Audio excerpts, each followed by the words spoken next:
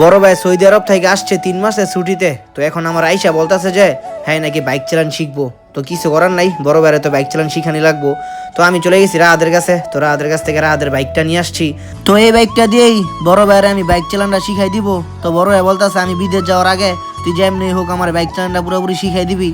আর বড় ভাইয়ের ছুটিও শেষ হয়ে যাইতেছে গা, আর মাত্র 10-12 দিন আছে। তো এই 10-12 দিনের ভিতরে বাইরে বাইক চালান শিখান লাগবো।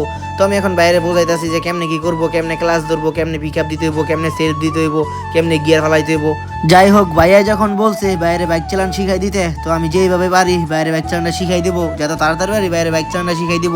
আর গাইস, ভাইয়া যদি আমার আগে আগে বলতো যে আর বাইক চালানটা শিখান লাগবো, তো আমি আর আগেই শিখাই দিলাম। হইলে মানে 3 মাসের ছুটিতে আসছে, 2 মাস 2.5 মাস পার হয়ে গেছে গা। তো এখন আমার বলতেছে বাইক চালানটা আমার শিখাই দে। তো আমিও কিছু করার নাই, তাড়াতাড়ি করে রাহাদের কাছে গেছি। রাহাদ একটা বাইক কিনছে, আপনারা দেখছেনি, হ্যাঁ চালান নাই গিয়ে কিনছে।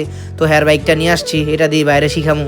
আর গাইস, বড় ভাই যে 3 মাসের ছুটিটা আসছে, মানে কেমনে যে দিনগুলো চলে গেল বুঝতে পারি নাই কা।